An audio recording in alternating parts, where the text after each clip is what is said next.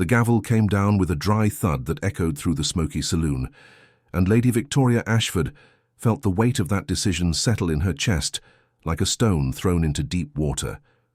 She had just bought a husband for £500. There was no other way to describe the sordid transaction unfolding in the private rooms of the Hanover Club, where impoverished gentlemen auctioned off their titles and names in exchange for some financial dignity. Victoria watched the man who now legally belonged to her, Richard Bennet, third son of a bankrupt viscount whose rigid posture suggested he would rather be anywhere else in the world. He dared not meet her gaze directly. His blue eyes, which might have been handsome under different circumstances, darted around the room like startled birds, landing on everything but her. His hands, elegant despite his worn clothes, trembled slightly as he signed the documents that bound him to her for the next 20 years, or until death did them part. Victoria adjusted her black kid gloves, a gesture she had developed over the years to mask her own unease. At 28 she had been courted, admired, and rejected often enough to understand the rules of that cruel game. Men desired her fortune, £30,000 a year, 3 country estates and the magnificent Ashford House in London. None of them desired the woman who came as part of the package, too opinionated, too intelligent, too tall, and sin of all sins, far too independent. The auctioneer, a corpulent man named Graves who smelled of cheap brandy and opportunism, approached with an oily smile. "Lady Victoria, Mr. Bennet is a gentleman of impeccable lineage. I am sure you have made an excellent choice." "We shall see," she replied, her voice as cold as the marble of her home staircases. "Mr. Bennet, my carriage awaits us." Richard flinched at the sound of his name, as if he had momentarily forgotten he was now bound to her. He swallowed hard. Victoria noted the convulsive movement in his throat and nodded slightly. He said nothing, not a word. The journey to Ashford House passed in sepulchral silence. Richard sat as far from her as possible, in the carpeted interior of the carriage, his body pressed against the side as if trying to merge with the polished wooden wall. Victoria feigned interest in London's nocturnal landscape, though she knew every street and every corner of that route. She watched him from the corner of her eye. He seemed younger than the 25 years stated in the documents, vulnerable in a way that stirred contradictory feelings within her. She had expected gratitude, perhaps even some clumsy attempt at charm. What she had not expected was the palpable terror that emanated from him like a fever. "I do not intend to devour you, Mr. Bennet," she said at last, unable to bear the tension any longer. "Not literally, at least." He paled further, if that were possible. "My apologies, milady. I did not mean—" "What did you mean, then?" Victoria was surprised by the harshness in her own voice. "You accepted this arrangement. I presume you understand the terms." "Yes, milady." His voice was low, almost a whisper. "I understand perfectly." "Then why do you act as if I am leading you to the scaffold?" Richard finally raised his eyes to hers, and Victoria saw something in that gaze that made her recoil. It was not merely fear, it was profound humiliation, a shame so visceral she could almost taste its bitter tang in the air. He opened his mouth as if to reply, but thought better of it, and returned his gaze to his own hands. Victoria felt a pang of something that might have been remorse. She had imagined that buying a husband would give her control, that she could finally have a marriage on her own terms, free from the romantic hypocrisies she saw crumbling around her. But looking at the broken man seated opposite her, she realized she might have bought only a cage for them both. Ashford House rose imposingly in Grosvenor Square, its lit windows casting golden rectangles onto the damp pavement. The servants were already waiting. Victoria had sent word ahead. The housekeeper, Mrs. Pemberton, a severe woman of 60, who had served the Ashford family since before Victoria's birth, assessed Richard with a look that could freeze boiling water. "Mrs. Pemberton, this is Mr. Richard Bennet, my husband." The words felt strange in her mouth, like a language she had learned but never practiced. "See to it that his chambers in the East Wing are prepared." The East Wing, as far as possible from her own chambers. Richard noticed the implicit distance. She was sure of it by the slight slump of his shoulders. "Is there anything you wish to communicate to me, Mr. Bennet?" Victoria asked as Mrs. Pemberton dispensed orders to the servants. Any expectations or requests?" "No, milady." He kept his eyes fixed on the marble floor, studying the patterns as if they held the secrets of the universe. "I am here to serve your purposes, nothing more." Victoria felt irritation blossom in her chest. "I did not buy a servant, Mr. Bennet. I bought a husband. Is there a difference?" The words escaped him before he could contain them, and he immediately widened his eyes, aghast at his own boldness. "I beg your pardon. I shouldn't have—" "You should have," she interrupted, surprising them both. "If we are to survive this arrangement, Mr. Bennet, you will at least need to be capable of holding a conversation with me." He lifted his gaze, and for the first time since she had seen him at the auction, Victoria caught a glimpse of who he might have been, before poverty and despair crushed his spirit. There was intelligence in those eyes, and perhaps even a flicker of dark humor. "I fear my conversational skills are rusty, milady," he said, his voice still cautious, but with a note of something that was not pure fear. "There is very little to discuss when one lives with 3 shillings in one's pocket and creditors knocking at the door every morning." "And now you have a fortune at your disposal," Victoria replied. "That must be quite liberating. Or simply a different prison." The silence that followed carried the weight of truths neither of them wished to examine too closely. Mrs. Pemberton returned, announcing that the chambers were ready, and Victoria dismissed Richard with a wave of her hand that she hoped appeared authoritative but felt only tired. She watched him ascend the marble staircase, his lean figure disappearing into the gloom of the second floor. She had so often imagined what it would be like to have a husband, the conversations at dusk, the companionship during endless dinners, someone with whom to share the burden of loneliness that wealth imposed. Instead, she had bought a ghost who barely dared to breathe in her presence. In the privacy of her own chambers, Victoria finally allowed the mask to drop.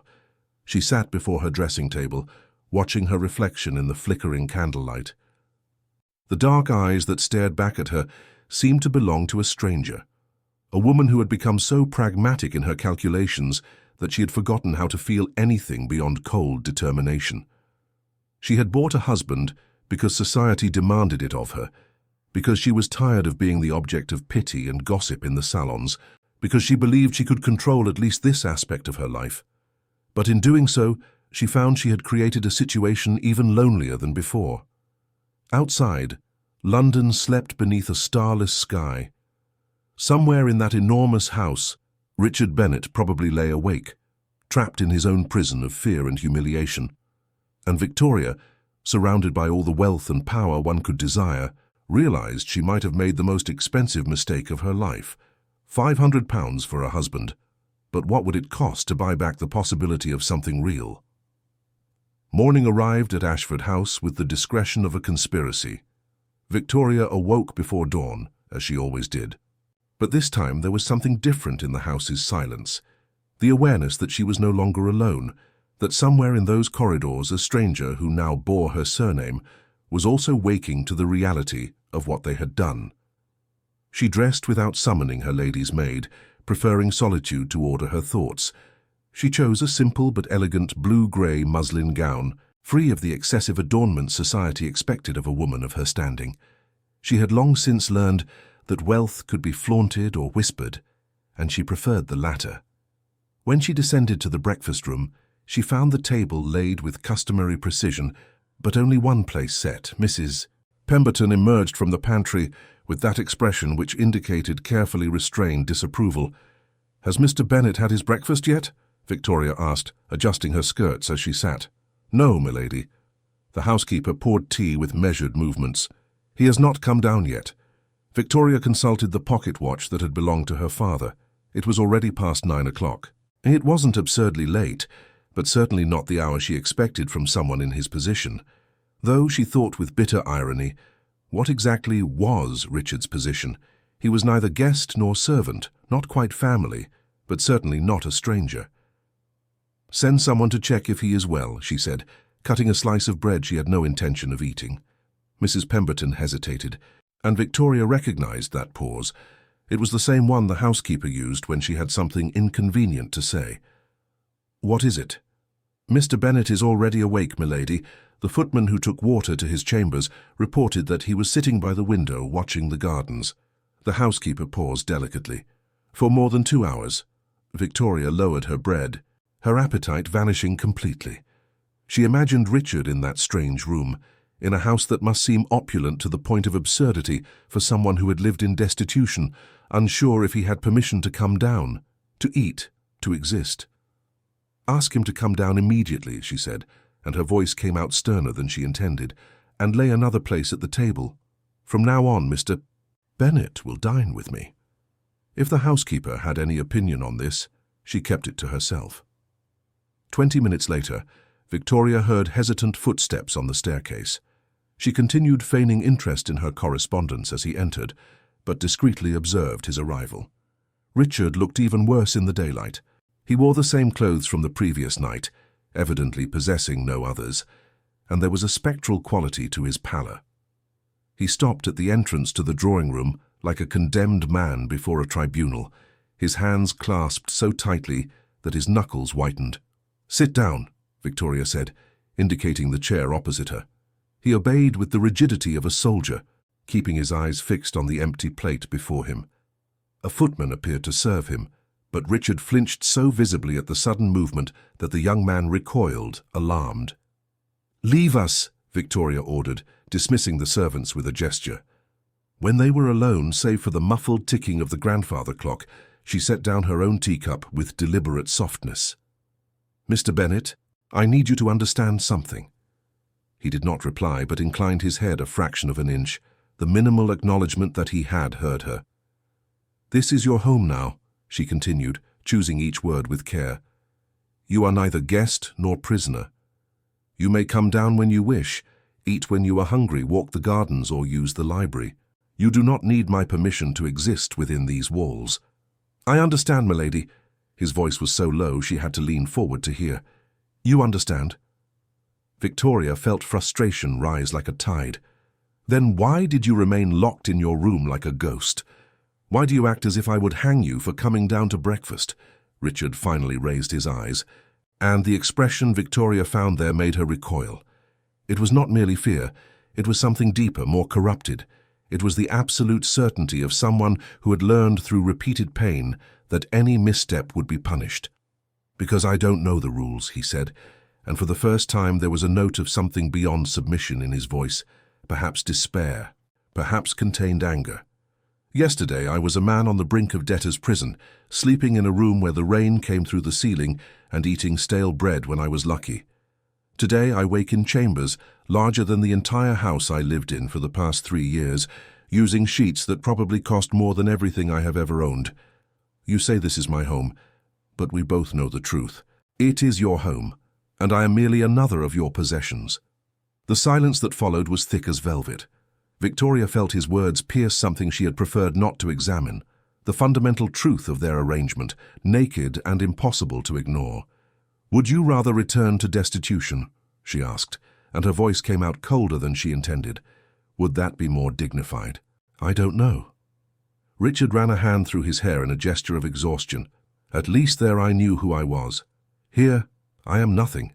Neither free nor slave, neither husband nor servant. I am merely a man who was bought as one would buy a horse, and who must now discover how to live with that truth." Victoria rose abruptly, her chair scraping against the polished wooden floor. She walked to the window, observing the meticulously tended gardens where gardeners were already at work beneath the morning sun. When she spoke, her voice carried a weariness that surprised them both. "Do you think I do not know this? Do you think I do not comprehend the obscenity of what we have done?" She turned to face him. "I spent years being evaluated like cattle at a market. Each suitor measured my fortune against my personality, and invariably decided that the money did not compensate for the inconvenience of having a wife who thinks for herself. So yes, Mr. Bennet, I decided to buy what I could not obtain otherwise. But I did not buy a slave.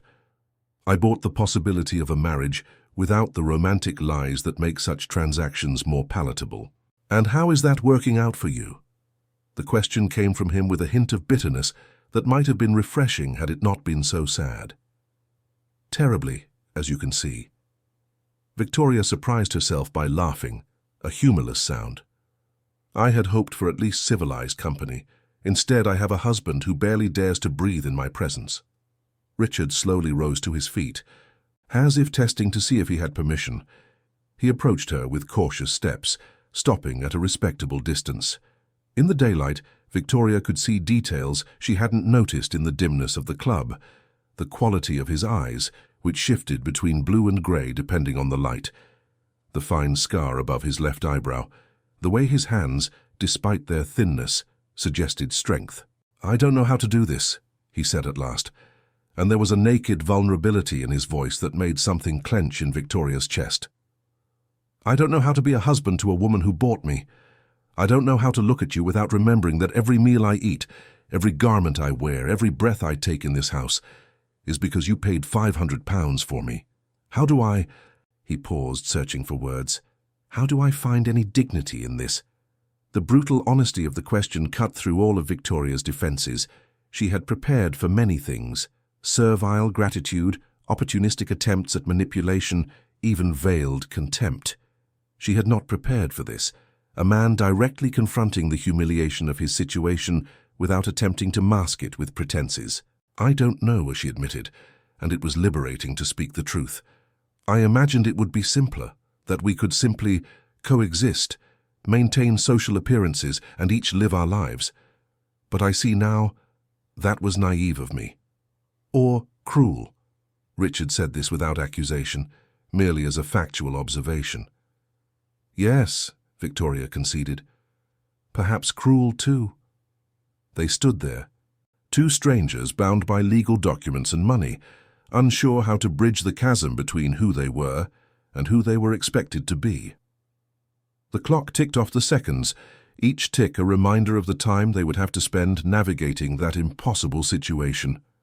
"I need to purchase clothes for you," Victoria said at last, returning to the safer territory of practical transactions. "You cannot go out in society with me dressed like that." She saw shame cross Richard's face, but he merely nodded. "As you wish, milady." "And stop calling me that."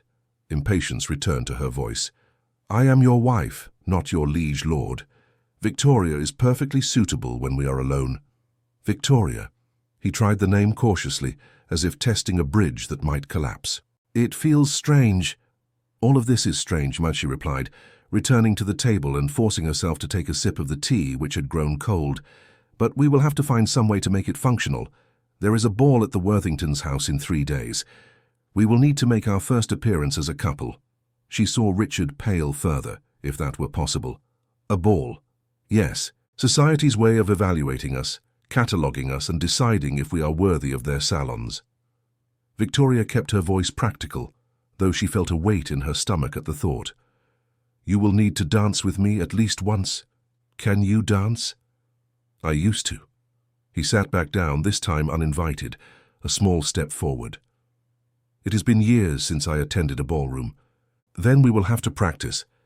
Victoria saw the panic in his eyes and added, with something that might have been kindness, "Not today, but soon." Richard poured himself tea with hands that trembled slightly.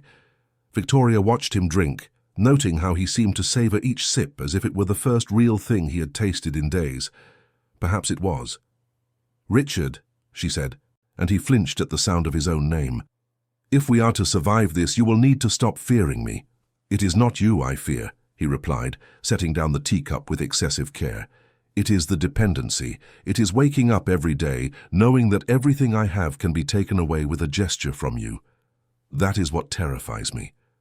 And Victoria, seated in her exquisite drawing room in her magnificent house with her considerable fortune, finally understood that she had bought not only a husband, but also responsibility for a human being whom she could destroy with the same ease with which she had saved him.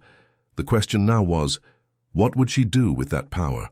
The 3 days preceding the Worthingtons' ball passed with a peculiar tension that permeated Ashford House like morning mist. Victoria watched, with a mix of frustration and something she was reluctant to name as concern, as Richard navigated the house like a ship adrift in uncharted waters. She had summoned the most discreet tailor in London, not the fashionable Mr. Weston who dressed the dandies of Mayfair, but an older man named Griffiths, who understood that some transactions required silence beyond skill.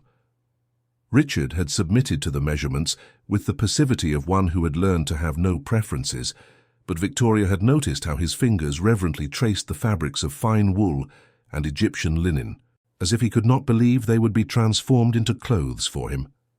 "Do you have a colour preference, sir?" Griffiths had asked, unfolding fabric swatches on the library table. Richard had looked at Victoria first, a reflexive gesture that deeply irritated her. "Whatever Lady Victoria deems appropriate." "Mr. Bennet possesses blue eyes," she had replied, her voice sharper than she intended. "Therefore navy blue for the evening coat, grey for day wear, and perhaps dark green for a walking suit. And he needs everything. Shirts, waistcoats, breeches, cravats. Everything a gentleman of his standing should possess." The word standing hung in the air like an accusation. What standing was that, after all? Purchased husband, decorative accessory, charity project. Now, on the afternoon before the ball, Victoria found herself in the music room, leafing through sheet music she hadn't played in months, when she heard hesitant footsteps in the corridor. She recognized that cautious gait. Richard approached each room as if asking silent permission to exist within it. "Come in," she said before he could knock. "The door is open." He appeared wearing one of the new outfits, brown breeches and a navy blue tailcoat, that transformed his thinness into elegance. There was still something spectral about him, but now it was the ghost of a gentleman instead of a pauper. The change was simultaneously striking and unsettling. "Mrs. Pemberton said that that Victoria wished to see me." He stumbled over her name as if it were unstable ground. "We need to practice." Victoria closed the sheet music and rose. "We cannot arrive at the ball tomorrow as two strangers who barely know each other. Well, we are two strangers who barely know each other, but we cannot appear so." She saw panic cross his face. "A dance?" It would be expected of a newly married couple, yes. Victoria moved to the center of the room where the carpet had been rolled back to reveal the polished wooden floor. "You don't need to appear in love with me, Richard. You merely need to appear capable of touching me without collapsing." It was cruel, she knew, but the frustration of the past few days was eroding her patience. Richard lived in the house, ate the meals she had insisted they share, but remained as distant as a constellation. They conversed about trivialities, the weather, the gardens, news from the papers, but carefully avoided any mention of the elephant in the room, the fact that they were strangers trapped in a legal farce that both were beginning to recognize as a monumental mistake. "I know I am ridiculous," he said quietly, but remained standing in the doorway. "I know I frustrate you." "It's not about frustration." Victoria crossed her arms, then uncrossed them, aware that the posture suggested defensiveness. "It's about survival. Tomorrow we will enter a ballroom full of people already talking about our sudden marriage. London society has no greater pastime than malicious speculation. They will take one look at us, and if they see the truth of what is here, we will never have peace." Richard finally entered the room, his new boots making soft sounds against the wood. "And what is the truth of what is here?" The question caught Victoria off guard. She turned to the pianoforte, pretending to adjust sheet music that was already perfectly aligned. Two individuals making the best of bad choices. At least that's honest. There was something different in his voice. Not exactly humor, but perhaps the recognition of shared absurdity. Victoria turned to face him. "Then let us be honest. Why did you accept the auction?" "There were other options, surely. Emigration, employment, anything other than selling yourself." She saw his jaw clench. For a moment she thought he would retreat back into the self-preserving silence he had adopted as armor. But then he spoke, and his words carried the weight of truth that hurts to be confessed. "My elder brother died of typhoid fever 3 years ago. My second brother drank himself to death trying to forget we had lost everything. My mother was wasting away in a cold room, without money for proper doctors or medicine. I had 3 shillings and a bill for £80 I couldn't pay." He met her eyes, and Victoria saw something fierce there, not anger, but brutal determination. "So yes, I sold myself, because with the money I received I could move my mother to a house in Bath with a proper nurse. I could pay the debts that would have put me in prison. I could ensure she would not die alone in a room where it snowed indoors." The silence that followed was absolute. Victoria felt something shatter in her chest, some comfortable certainty about the nature of their arrangement. She had imagined Richard as a victim of circumstance or perhaps a desperate opportunist.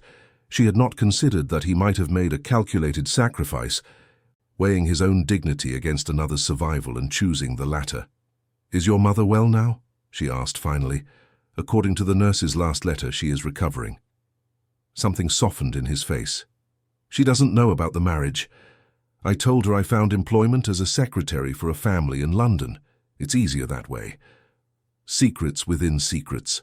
Victoria walked to the window, watching the gardens where gardeners trimmed hedges with geometric precision. "We build elaborate prisons for ourselves, don't we? Some of us had no choice about the prisons." "No," she turned, deciding something. "But perhaps we can make this particular one less unbearable. Come here." Richard approached with cautious steps, stopping at a respectable distance. Victoria extended her hand. A basic waltz. "I know you know the steps, even if you haven't practiced in years." When he hesitated, she added more softly, "I won't break, Richard, and neither will you." Slowly, as if approaching a startled animal, he took her hand. His fingers were long and surprisingly warm, trembling slightly. Victoria placed her other hand on his shoulder and felt him stiffen beneath her touch. "Breathe," she instructed, "and place your hand on my waist. It is permitted. We are married." That makes it stranger, not less so.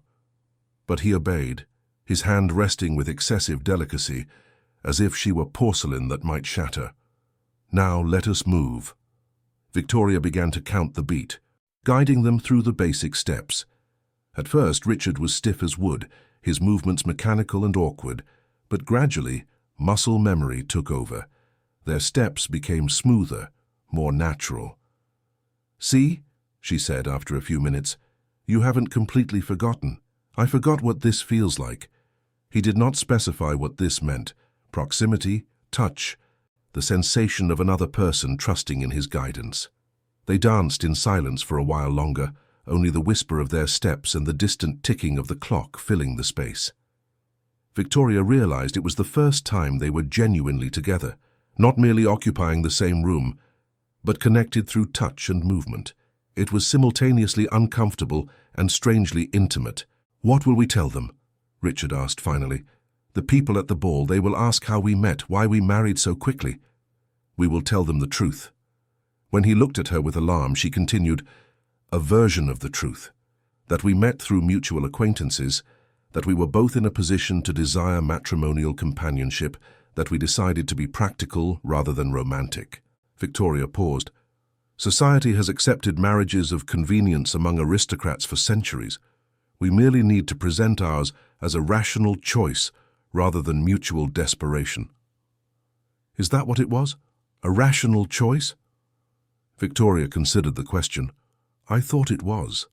Now I am not sure what it was." They continued dancing, and gradually Victoria felt Richard relax. His movements became more confident, his posture less defensive. She could feel his warmth through the layers of his clothing, could see up close the details she had missed, the exact shape of his features, the texture of his hair, the way his eyes changed color in the afternoon light. It was unsettling to realize that he was handsome, not in the obvious way society admired, but there was something in his strong bone structure and intelligent eyes that drew attention.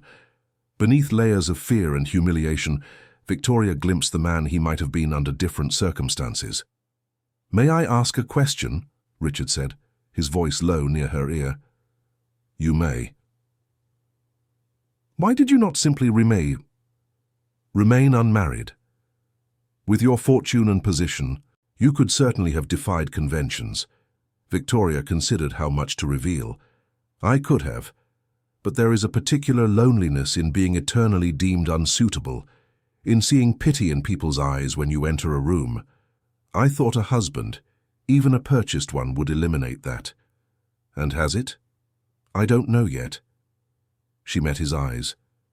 "Ask me tomorrow, after we have survived the Worthingtons." Richard almost smiled, a ghostly movement on his lips that vanished before it fully formed. But it was something, a small crack in the armor of terror he wore. They danced until the sun began to set, casting long shadows across the music room. When they finally stopped, both were slightly breathless, separating with a reluctance that surprised Victoria. "I think we will survive," she said. "At least the dancing part. It's the rest that worries me." Richard adjusted his cravat, a nervous gesture. "What do we do when we're not dancing?" "We pretend," Victoria replied with brutal honesty. "We pretend to be what we're not, to feel what we don't feel, to choose this freely." She paused. "Or perhaps we try to discover what we truly are, beneath all the lies." Richard studied her for a long moment, and Victoria had the strange sensation of being truly seen for the first time in years. Not her fortune, not her reputation, but the woman beneath the veneer. "That's scarier than the ball," he said finally. "Yes," Victoria agreed. "To me, too." The Worthingtons' ballroom shone like a jewel box under the light of 1,000 candles. Crystal chandeliers hung from the ornate ceiling, refracting the light into prismatic rainbows that danced over the damask silk-lined walls. The scent of white lilies and roses mingled with expensive perfumes, and the warmth of aristocratic bodies pressed into a space designed more for ostentation than comfort. Victoria stood at the top of the marble staircase, her arm resting lightly on Richard's, feeling him tremble beneath the dark blue tailcoat that Griffiths had masterfully tailored. She wore an emerald green satin gown with pearl details, chosen not for fashion, but for the message it conveyed. Here was a woman who asked neither permission nor apologies for her choices. "Breathe," she murmured, keeping her smile fixed for the benefit of the onlookers below. "If you faint before we descend, this entire charade will have been in vain." "Comforting," Richard replied, his voice tense like a violin string about to snap. But he straightened his shoulders and held his head high, and Victoria felt something akin to reluctant respect. He might be terrified, but he would face his terror with some fragment of dignity intact. The butler announced their presence with a voice that cut through the ballroom's conversation. "Lady Victoria Ashford Bennet and Mr. Richard Bennet." The effect was instantaneous. Conversations died like blown-out candles. Heads turned in unison. Victoria felt the weight of hundreds of eyes assessing, measuring, judging. She could read the questions on every face. Who was he? Where had he come from? How much had she paid? "Smile," she instructed through gritted teeth, "as if you are perfectly comfortable. I'm a terrible liar. Then pretend you're somewhere else, a battlefield perhaps. Surely it can't be worse than this." They descended together, each step a small eternity. Victoria maintained a deliberately slow pace, giving society time to observe and adjust to the reality of their improbable marriage. Richard moved beside her with surprising grace, a product of years of aristocratic training that even poverty had not managed to erase completely. Lady Worthington, a voluminous woman adorned with so many jewels she resembled a walking Christmas tree, intercepted them at the foot of the stairs. Her smile was all teeth and no warmth. "Lady Victoria, what a pleasure to finally meet your husband." Her gaze swept over Richard from head to toe with the subtlety of a cattle buyer. "Mr. Bennet, I heard you were the third son of the Bennets of Hampshire, a respectable family, though unfortunately touched by tragedy." "Your ladyship is well informed," Richard replied, and Victoria noticed how he had slipped back into the formal language of the aristocracy with disarming ease. "My family has indeed suffered losses, but life goes on, as we well know." "Indeed it does." Lady Worthington turned to Victoria with poorly disguised curiosity. "And how did you two meet? It was all so sudden that we barely had time to send proper felicitations." Victoria had rehearsed this answer, polishing it until it shone like silver. "Through mutual acquaintances. Mr. Bennet proved himself a gentleman of considerable intelligence and character. We were both in a position to desire matrimonial companionship and decided to be practical rather than indulge in foolish romanticism." "How modern of you." Lady Worthington's tone suggested that modern was synonymous with scandalous. "Well, I hope you will be very happy. Now I must greet other guests, but promise you'll save a dance for me and Lord Worthington later." When she moved away, Richard exhaled slowly. "It feels like being in a courtroom, because that is precisely what this is," Victoria murmured, nodding gracefully to Lady Pembroke across the room. "And we will be judged repeatedly throughout the evening. Prepare yourself." What followed was an exhausting parade of introductions, each carrying layers of veiled curiosity and polite malice. Victoria watched Richard navigate these interactions with something akin to admiration. He had quickly learned to play the social roles that the aristocracy demanded, gliding between deference and dignity with surprising skill. But she also noticed the signs of tension, the way his fingers clenched into fists when he thought no one was watching, the muscle that pulsed in his jaw, the way his eyes constantly sought the exits like a cornered animal planning escape. "Need air?" she asked quietly, during a brief moment of relative privacy near the French doors. "I'll survive." But he looked longingly at the lantern-lit gardens beyond the windows. "Let's dance first," Victoria said, deciding something. "We'll do our duty, and then we can escape to the terrace. Agreed?" He nodded, and as the orchestra began the next waltz, Victoria guided him to the center of the ballroom. She felt him hesitate. Being the center of attention was obviously his particular version of hell, but he did not back down. Richard's hand found her waist with the same excessive gentleness he had practiced in the music room. Victoria placed her hand on his shoulder and let the music carry them. For a few bars, they were both awkwardly aware of the eyes fixed on them, judging every step, every glance, every breath. "Everyone is watching," Richard murmured. "Let them watch." Victoria leaned in slightly closer, lowering her voice. "Pretend I'm saying something delightful. Smile a little as if you enjoy my company." "Perhaps I do." The words slipped out of him spontaneously, surprising both of them. Victoria blinked, losing her rhythm for a fraction of a second. "Truly?" "It's more tolerable than I imagined," he said, and there was the slightest hint of humor in his voice. "I thought I'd be devoured by social sharks. Instead, I have a competent general guiding me through the battlefield. So the military analogy appealed to you.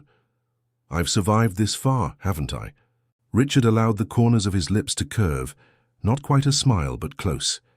"Though I'd prefer to face French cavalry than another conversation with Lady Harrington about the importance of proper lineage." Victoria surprised herself by laughing, a genuine sound that drew curious glances. She was particularly vicious, wasn't she? She managed to imply I was a fortune hunter, a social inferior and possibly illegitimate, all in a single perfectly polite sentence. There was reluctant admiration in his voice. "It's almost impressive. Welcome to my world." Victoria allowed Richard to spin her, their movements becoming more fluid, as their conversation distracted them from the scrutiny around them. "Now, do you understand why I preferred to buy a husband rather than court one from this crowd? I'm beginning to see the appeal." They danced in silence for a few moments, and Victoria realized that for the first time since the auction, there was something close to ease between them. It wasn't intimacy, certainly not affection, but perhaps it was the beginning of mutual understanding. They were reluctant allies in a social war neither of them had desired. The music ended, and polite applause echoed through the ballroom. Richard released her with what seemed genuine reluctance, and Victoria discreetly guided him towards the French doors before another gossip-hunting lady could ambush them. The terrace offered a welcome respite from the heat and suffocating attention. The night air was fresh without being cold, carrying the scent of roses from the Worthington Gardens. A few other people occupied the space, mostly young couples seeking relative privacy, but there was a quiet corner where lanterns cast soft shadows. Richard walked to the stone balustrade, breathing deeply. In the lantern light, Victoria could see the tension drain from his shoulders. "The worst part is over," she said, joining him. "We've been seen, evaluated, and we survived. The rest of the night will be easier." Define easy. But there was a lightness in his tone that hadn't been there before. "A few more conversations. Another set of dances, perhaps. Then we can leave with our heads held high and let society speculate." Richard turned to face her, leaning back against the balustrade. "Speculate about what, exactly? Whether we are terribly ill-matched or surprisingly suitable. Whether I married out of desperation or pragmatism. Whether you married me for money or—" She hesitated. Or if there's any remote possibility that this might work." Silence stretched between them, filled by the distant murmur of ballroom conversations and the rustle of leaves in the night breeze. Richard studied her with an expression Victoria couldn't decipher. "Can it work?" he asked finally. "Honestly?" Victoria considered the question with the seriousness it deserved. "I don't know, but tonight, the way you handled Lady Harrington, the way you danced with me, the way you pretended not to be terrified, it made me think that perhaps it's not entirely impossible. Exceedingly high standards." But there was a warmth in his voice that softened the irony. "You should have seen my previous suitors," she retorted. "They would make you seem like a Prince Charming in comparison." Richard actually laughed this time, a low, husky sound that Victoria found herself appreciating. "I highly doubt that, but I appreciate the polite lie." "It wasn't a lie." Victoria was surprised to realize it was true. "Tonight showed me something about you, Richard. Beneath all the fear and humiliation, there's a backbone, a strength I hadn't expected." He looked away, clearly uncomfortable with the compliment. "I'm not strong. If I were, I wouldn't have sold myself like cattle." "You sacrificed yourself for your mother," Victoria corrected. "There's an enormous difference between weakness and love." A pretty philosophy, but his voice was rough with emotion. "It doesn't make the reality any less humiliating." "No." Victoria would offer no false comforts, "but perhaps we can build something beyond humiliation. Respect, if nothing else." Richard turned back to her, and in the golden lantern light, Victoria saw raw vulnerability on his face. "Why are you being kind to me?" The question caught her off guard. "Why wouldn't I be?" "Because you bought me. Because I've been impossible to deal with. Because I've given you every reason to regret this transaction." Victoria took a deep breath, choosing her words carefully. "Perhaps because I realize we made a mistake together, and perhaps because tonight showed me that we don't have to be enemies. We can simply be. Two people trying their best with an impossible situation." "Two people," he repeated softly. "Not mistress and servant, not owner and property. No." Victoria reached out her hand impulsively. "Just two people." Richard looked at her hand for a long moment, then slowly he took it in his own. It wasn't a formal dance touch or a performative gesture for onlookers. It was simply two human beings connecting across the chasm they had built between them. "May I make a vow?" he asked. "You may." "I will try to stop fearing you. I cannot promise immediate success, but I will try. And I will try to remember that I bought a person, not a possession," Victoria replied. "Agreed." "Agreed." They stood there on the terrace, hands joined, as the night stretched out around them. It wasn't love, not even affection yet. But it was the beginning of something that might become bearable, perhaps even with time and effort, something close to a genuine partnership. Inside the ballroom, the orchestra struck up a new melody. Victoria felt Richard shiver slightly. "Another dance?" she asked. "If you wish." "Victoria," she corrected. "And yes, I do, but only because I want to rub your competence in the faces of all those who bet on our failure." Richard truly smiled then, a genuine expression that transformed his face. When put like that, how can I refuse? And when they returned to the ballroom together, something had changed. They were still strangers navigating impossible terrain, but perhaps, just perhaps, they were beginning to find a path through the darkness towards something akin to light. The morning after the Worthington Ball brought a persistent rain that transformed London into a watercolor of greys and silver. Victoria awoke with the peculiar sensation of having crossed some invisible boundary, though she couldn't precisely name what had changed. She dressed unhurriedly, choosing a plum-colored wool gown she favored for its simplicity, and descended to the breakfast parlor with an anticipation she was reluctant to examine too closely. Richard was already there, not merely present, but seated at the table with a copy of the Times open before him, a steaming cup of tea within reach. He looked up as she entered, and for the first time since she had met him, he did not immediately avert his gaze. "Good morning," he said, and his voice carried something new, not exactly confidence, but perhaps the beginning of cautious familiarity. "Good morning." Victoria sat in her customary place, nodding for the servant to pour her tea. "Did you sleep well?" "Surprisingly, yes." Richard carefully folded the newspaper. "It seems Surviving social scrutiny is exhausting enough to guarantee deep sleep. A smile touched Victoria's lips. So my method for curing insomnia has been discovered. High society balls. I wouldn't recommend it as a regular treatment. But there was a lightness in his tone that hadn't been there days before. They ate in companionable silence for a few minutes, the only sound being the rain against the windows and the occasional clinking of porcelain. Victoria observed Richard discreetly while pretending interest in her correspondence. He looked different in the grey morning light, still lean, still bearing the marks of recent deprivation, but with something relaxed in his shoulders that she hadn't noticed before. "Did you receive a letter from your mother's nurse?" she asked, indicating the envelope beside his plate. Richard started slightly as if surprised she would notice or care. "Yes, she continues to improve. The nurse says she has regained her appetite and even walked in the gardens yesterday. That must bring some relief." "It does." He hesitated, then continued with the calculated caution of someone testing thin ice. "I thanked you last night, didn't I? For making all this possible. I know the circumstances are unusual, but my mother is alive and comfortable because of you." Victoria put down her teacup, uncomfortable with the gratitude. "Please don't do that." "Do what?" "Turn this into a debt."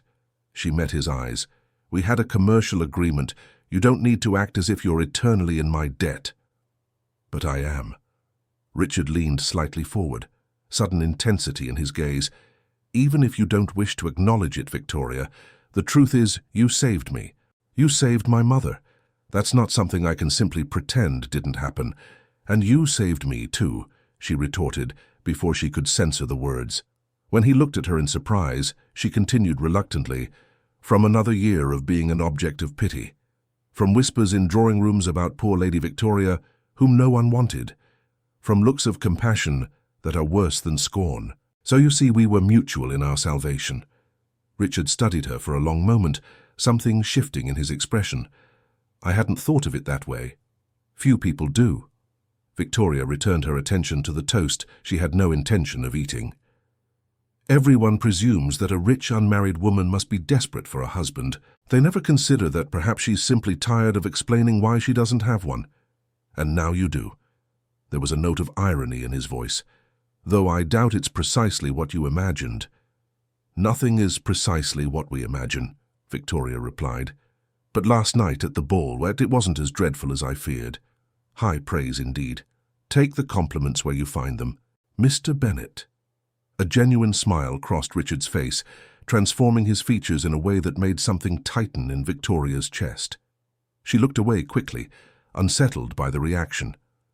Mrs. Pemberton entered with a silver tray, her expression as severe as ever. "This arrived for you, milady. The messenger said it was urgent." Victoria took the engraved card, immediately recognizing the crest, the Worthingtons. She broke the seal and read it quickly, feeling irritation grow with each line. "Trouble?" Richard asked. "Lady Worthington invites us to an intimate dinner tomorrow evening." Victoria tossed the card onto the table with more force than necessary, which in social language means an interrogation disguised as hospitality. "Can we refuse?" "We could, but it would be interpreted as an admission that there's something to hide." Victoria drummed her fingers on the table, considering her options. "No, we must accept. Show them we are not afraid of their scrutiny." She saw anxiety cross Richard's face. "Another test, then?" "I'm afraid so." She softened her voice as she noticed tension returning to his shoulders. "But this time it will be smaller. Just the Worthingtons and perhaps one or two other couples. Easier to navigate than an entire ball." "If you say so." But he didn't look convinced. Victoria made an impulsive decision. "Come with me." "Where?" "To the gardens. I know it's raining, but there's a conservatory my father built years ago. It's quiet there, and we need to discuss how to handle the Worthingtons without appearing too rehearsed." Richard hesitated, then nodded. "As you wish." They walked through the house in silence, Victoria guiding him through corridors she had known since childhood. The rain had intensified, transforming the gardens into a watery landscape where everything seemed to flow and melt. But the conservatory offered a sanctuary of glass and wrought iron, its interior warm and humid, smelling of rich earth and lush vegetation. Victoria had always loved that space. Her father had spent countless hours there, cultivating rare orchids and other botanical treasures. After his death, she had kept the conservatory exactly as he had left it, a kind of living sanctuary for the man who had understood her better than anyone else. "This is remarkable," Richard said, looking around with genuine admiration. He walked among the laden benches of pots, his fingers delicately brushing against the leaves. "I didn't expect to find something like this in the middle of London. My father was passionate about botany." Victoria sat on an iron bench near a flowering vine. "He used to say that plants were more reliable company than people. They don't judge, they don't lie, they simply grow or die according to the care they receive." An honest philosophy. Richard paused before a particularly exotic orchid, its petals a gradient from purple to white. "Do you miss him?" "Every day." Victoria was surprised by the ease of the confession. "He was the only person who never tried to make me into something I wasn't. He allowed me to be strange and opinionated and terribly unsuitable for society." "I don't think you're unsuitable." Richard turned to face her. "Different, perhaps, but unsuitable implies a flaw, and I see none." Victoria felt warmth rise in her cheeks. "You're being kind." "I'm being honest." He moved closer, sitting on the bench beside her, maintaining a respectable but not excessive distance. "I watched you last night, Victoria. The way you navigated those ballrooms, how you handled every veiled comment and every judging stare. It required considerable strength, more than most of those people will ever possess. And yet I was forced to buy a husband because none of them wanted me freely." "No." Richard shook his head. "You were forced to buy a husband because none of them were brave enough to want the woman you truly are. There's a difference." Victoria met his eyes, searching for irony or falsehood, and finding only disconcerting sincerity. "Why are you saying that?" "Because it's true, and because—" He hesitated, choosing his words carefully. "Because I realized something last night. I spent so much time terrified about what this marriage meant for me that I didn't adequately consider what it meant for you. You're also trapped, aren't you? Just in a different cage." "Yes," Victoria admitted softly. "I suppose I am." They sat in silence for a while, the sound of the rain on the glass creating a soft, hypnotic rhythm. Victoria felt something relax in her chest, a tension she had carried for so long that she had forgotten its weight until it began to ease. "About the Worthington dinner," Richard said finally. "What will they ask?" "Everything they consider socially acceptable." Victoria turned her attention to the practical side, safer ground. "Our romance story, obviously, your plans for the future, whether you intend to take over management of any of the rural properties." "I intend to." There was genuine surprise in his voice. "Well, you'll need to do something." Victoria turned to face him. "You can't simply exist as a decorative ornament. Society expects a man to have purpose, an occupation." Richard laughed without humor. "I was trained to be a dispensable third son of an aristocrat. My skills include reading Greek, playing cards moderately well, and riding a horse with proper posture. None of those seem particularly useful." "You can read and write, I presume?" "Obviously. Do you understand accounting, land management, that sort of thing?" "I had a basic education, yes. Why?" Victoria leaned slightly forward, animated by an idea taking shape. "Because I have 3 rural properties that require constant supervision. My administrator is competent, but he's getting older, and it would be useful to have someone younger learning the business. If you were interested, you could." "Are you offering me a job?" The incredulity in his voice was palpable. "I'm offering purpose," Victoria corrected. "Something beyond simply being my bought husband. A way for you to have a genuine occupation, to contribute in a real way." Richard studied her for a long moment. "Why would you do that?" "Because last night made me realize something." Victoria chose her words carefully. "I don't want a phantom husband who floats around the house without purpose. But I also don't know how to have a genuine partner, so perhaps we can build something between those extremes, something that gives both of us dignity and occupation. Business partners, then, to begin with." Victoria kept her voice practical. "See how it works. If you hate it, we'll find something else, but at least you'd have an answer when the Worthingtons ask about your plans." Richard remained silent for so long that Victoria began to fear she had overstepped some invisible boundary. Then he extended his hand. "Agreed," he said. "Business partners, and perhaps eventually something akin to friends." Victoria took his hand, feeling the warmth and solidity of his grasp. Friends would be acceptable. High praise indeed, he echoed her earlier words, a smile touching his lips. And there in the perfumed conservatory, while rain played a gentle symphony on the glass above them, something fundamentally changed. They were still strangers in many respects, still navigating impossible territory. But perhaps, just perhaps, they were beginning to find a path through the darkness towards something that could sustain itself beyond the mere transaction that had united them. When they finally returned to the house, both drenched despite the inadequate umbrella, Mrs. Pemberton awaited with maternal disapproval and warm towels. But Victoria noticed how the housekeeper observed Richard with something akin to approval when he insisted that Victoria dry herself first. Small steps, Victoria thought, as she went upstairs to change. But progress, nonetheless. And for the first time since that auction hammer had fallen, she allowed herself the smallest spark of hope that perhaps she had bought not just a husband, but also the possibility of something genuine. Dinner at the Worthington residence unfolded exactly as Victoria had predicted, an elaborate sequence of French dishes punctuated by questions that tried to appear casual but carried the precision of scalpels. Richard navigated the treacherous waters with a competence that surprised her, answering inquiries about his family and education with a quiet dignity that made it difficult to question his suitability as an heiress's husband.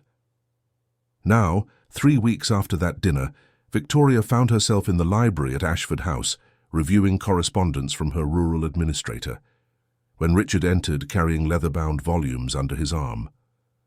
He had acquired the habit of spending his mornings studying estate records and treatises on modern agriculture, preparing himself to take on the responsibilities she had offered. "I found something interesting," he said, placing the books on the table beside her. His voice no longer carried that paralyzing hesitation of the early days. "The records for the Derbyshire estate show that wheat yields have been declining over the past 5 years, but no one has investigated the causes." Victoria looked up from her papers. "Mr. Whitmore mentioned that in his last correspondence. He attributed it to bad seasons. Perhaps, but I've read about a new method of crop rotation that's being implemented in Yorkshire with remarkable results." Richard opened one of the volumes, flipping to a marked page. "If we applied similar principles, we could not only recover productivity, but potentially increase it." Victoria took the book, examining the diagrams and annotations. It was technical work, dense with agricultural terminology, but Richard had made notes in the margins in clear, precise handwriting. She felt something strange expand in her chest. It was pride, she realized with surprise.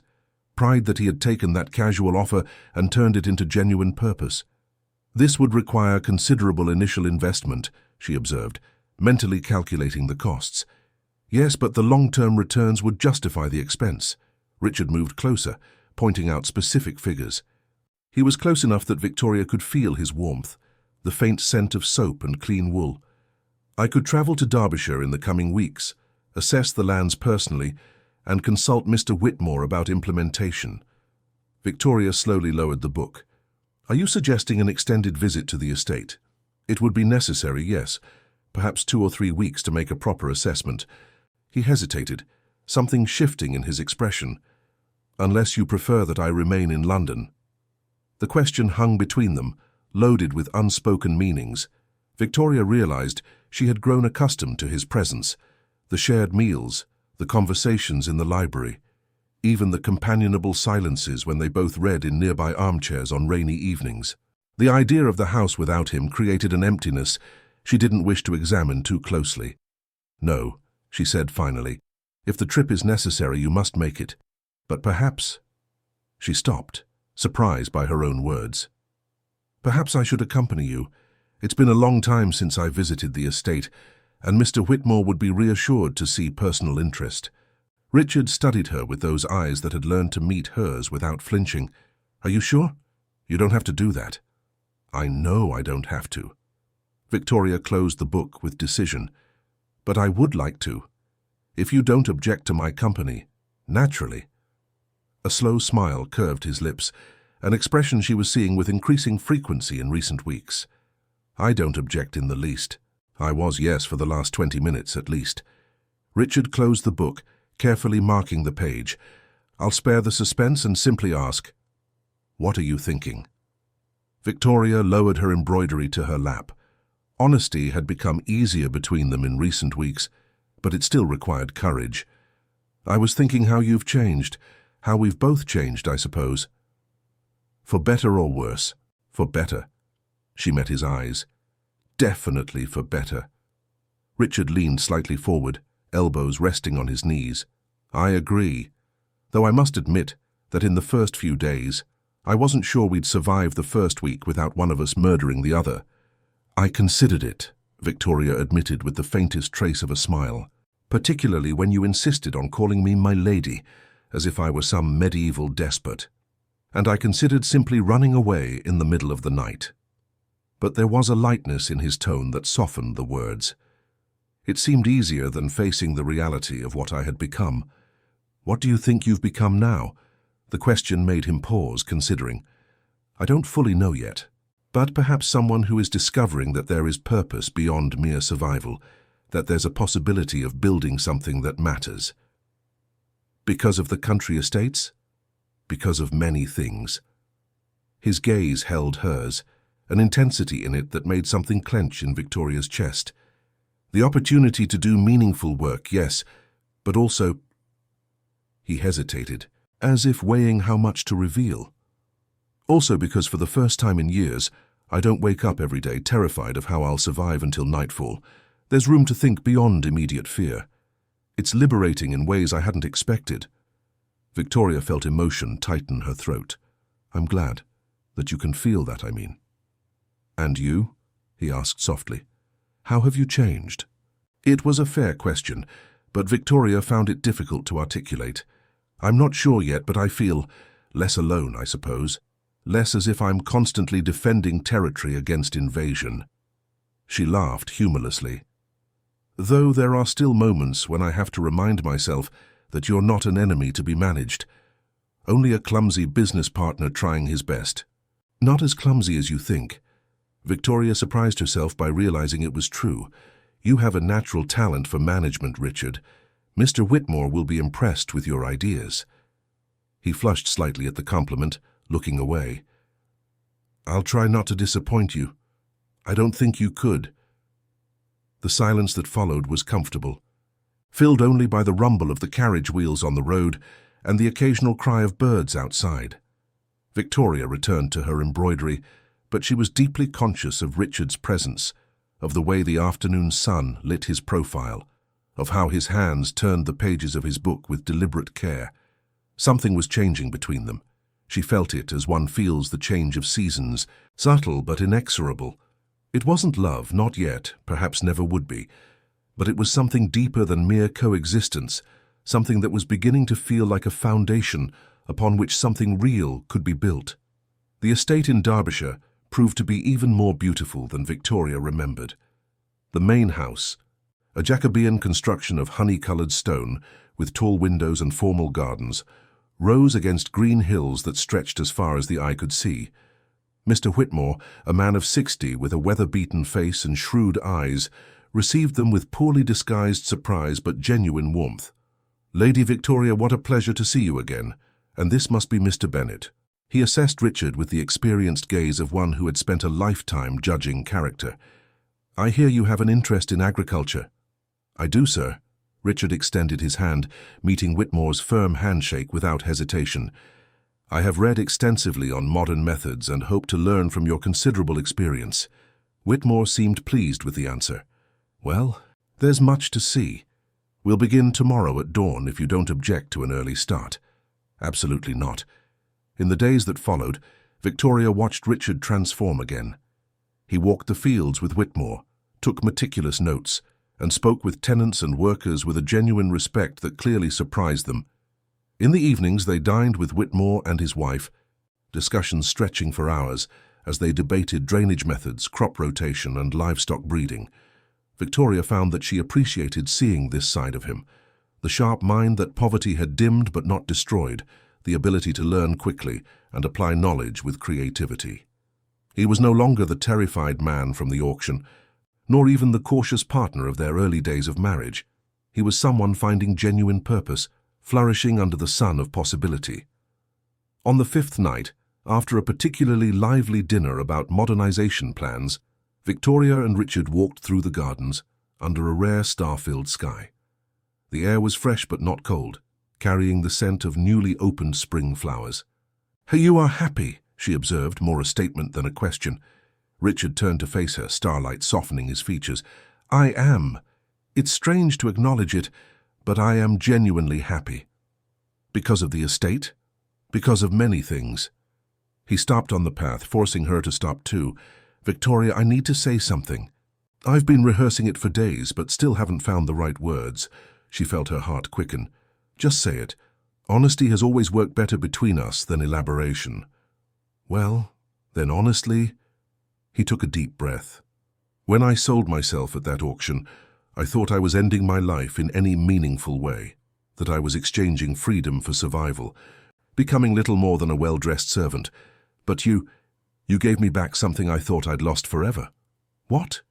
"Dignity, purpose, the possibility of being more than my worst circumstance." His voice was rough with emotion. "You didn't just save me, Victoria, you gave me back myself." Victoria felt tears threaten, emotion tightening her throat. "You did the same for me. Perhaps you don't see it, but you did. For the first time in years, I don't feel like a failed project or something to be tolerated. I feel like a person with a genuine partner." "So we are mutually saved." Richard extended his hand, hesitant but hopeful. Victoria took it without hesitation, intertwining her fingers with his.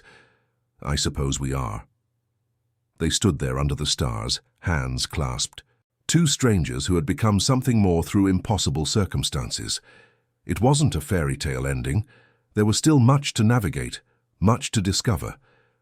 But it was the beginning of something real, built on brutal honesty and respect, earned through time and effort.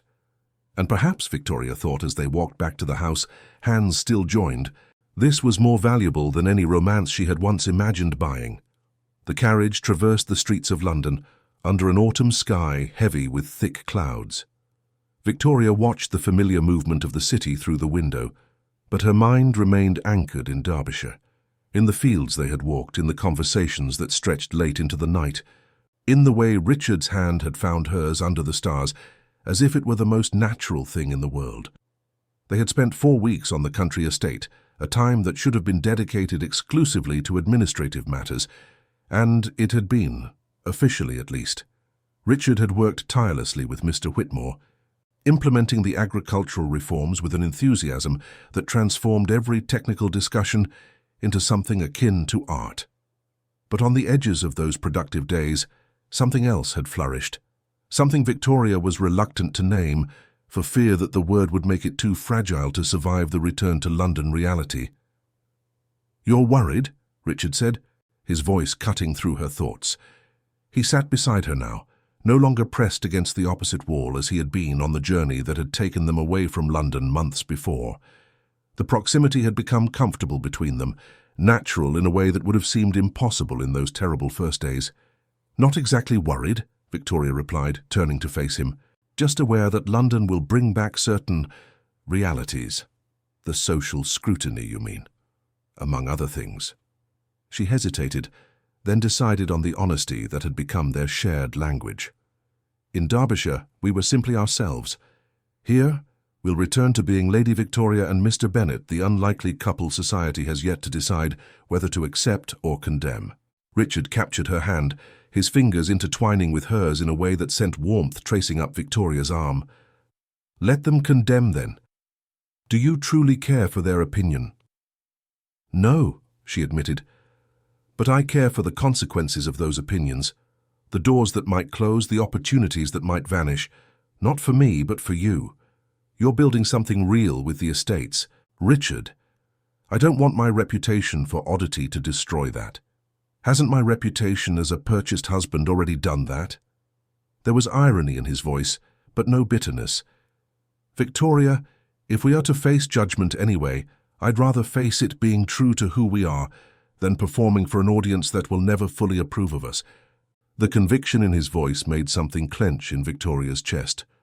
When did you become so courageous?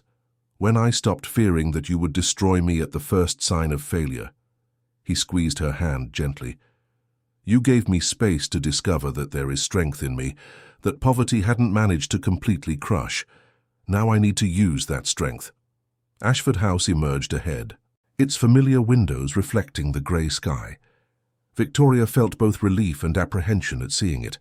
It was her sanctuary, but also a stage where they would have to resume the roles that Derbyshire had temporarily allowed them to abandon.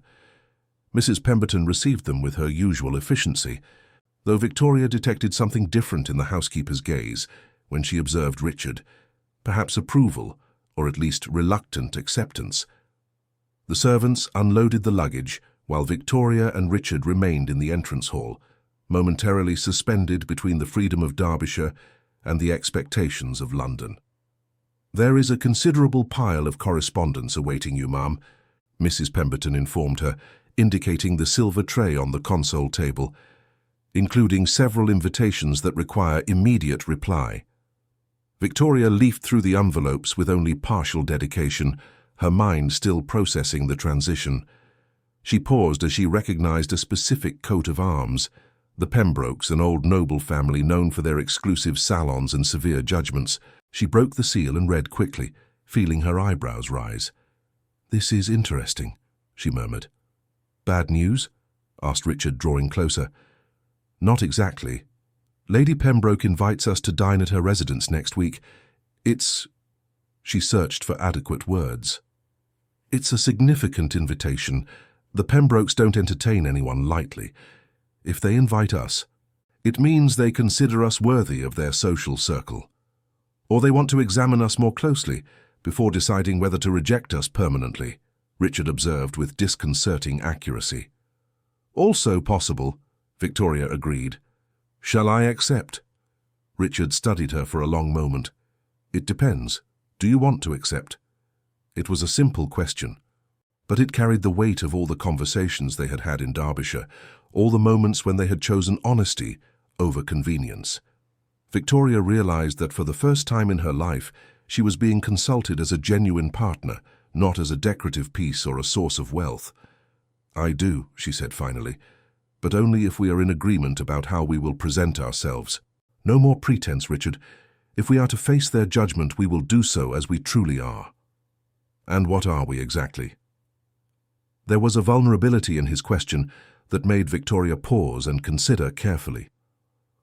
"We are two individuals who made a pragmatic choice and discovered something unexpected in the process," she answered slowly. "Not love at first sight or a fairy tale romance, but a genuine partnership built on mutual respect and brutal honesty. Is that enough?" "It's more than enough." Richard smiled, that expression that transformed his entire face. "It's real, which is more than half of these aristocratic marriages can claim." The days leading up to the Pembroke dinner passed with a peculiar rhythm. Richard plunged back into the business of the estates with renewed vigor, spending hours in the library drafting detailed proposals for agricultural reforms and corresponding with Mr. Whitmore about implementation. Victoria watched him work with a satisfaction that surprised her in its intensity. He had found not just an occupation, but a genuine calling, something that gave him purpose beyond mere survival. But beyond the work, something else was changing between them. The meals they shared transformed into conversations that stretched for hours, encompassing everything from politics to philosophy, literature to childhood memories that both had carefully guarded. Richard revealed himself to be a voracious reader, with surprisingly progressive opinions on social reform. Victoria discovered that she could debate with him without fear of offending a fragile masculinity or provoking condescending disdain.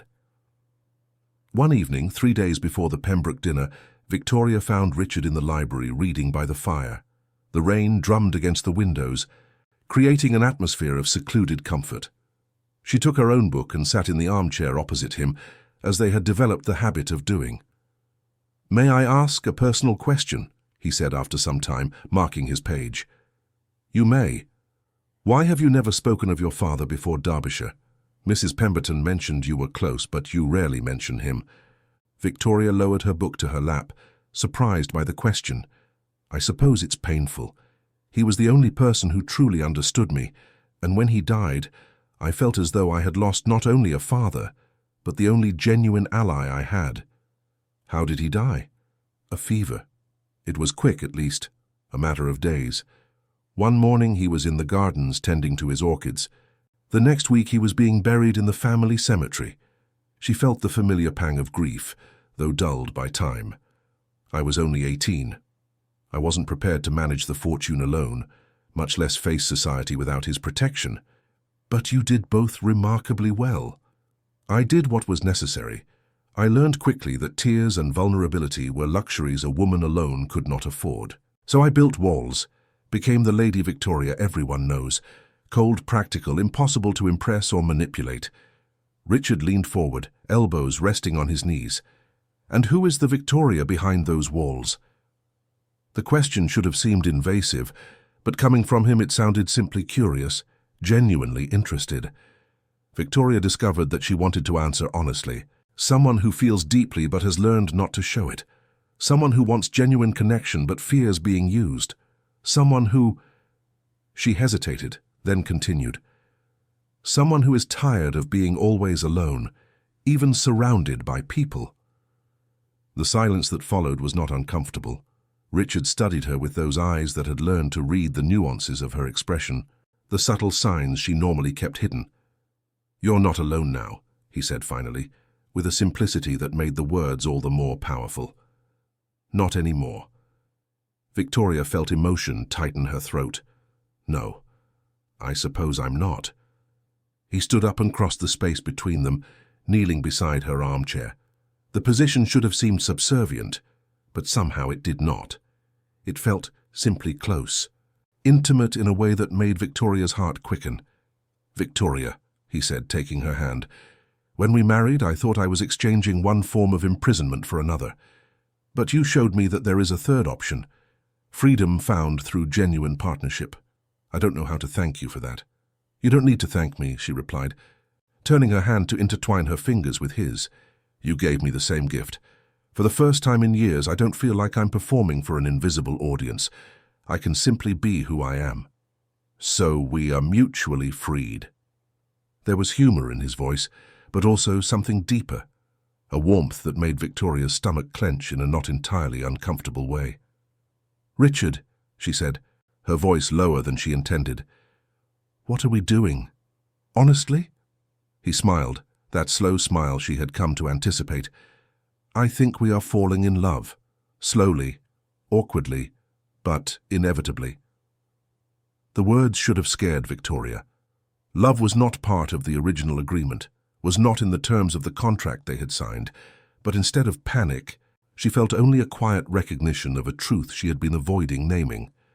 "That complicates matters," she observed, "or it simplifies them terribly." Richard raised her hand to his lips, kissing her fingers with a gentleness that made something melt in Victoria's chest. "You don't need to decide anything now, just know that it's possible, that I feel it, and I suspect you do too." Victoria pulled him up, guiding him to sit on the arm of her armchair. It was a greater proximity than they had ever shared, even during their dances. She could feel his warmth, the solid weight of his presence. "I feel it," she admitted finally. "I don't know when it started exactly, perhaps that first dance or in the conservatory or under the stars in Derbyshire. But it's real." "Then let it be real." Richard put his arm around her shoulders, pulling her against him with a carefulness that suggested both desire and respect. "No pretense, no performance. Just us, discovering what it means." Victoria allowed herself to relax against him, her head resting on his shoulder. It was an act of trust that would have been unthinkable months before, but now seemed as inevitable as breathing. "The Pembrokes will devour us alive," she murmured. "Probably." She could hear the smile in his voice. "But we'll face it together." "Together," Victoria repeated, testing the word. She liked the sound of it.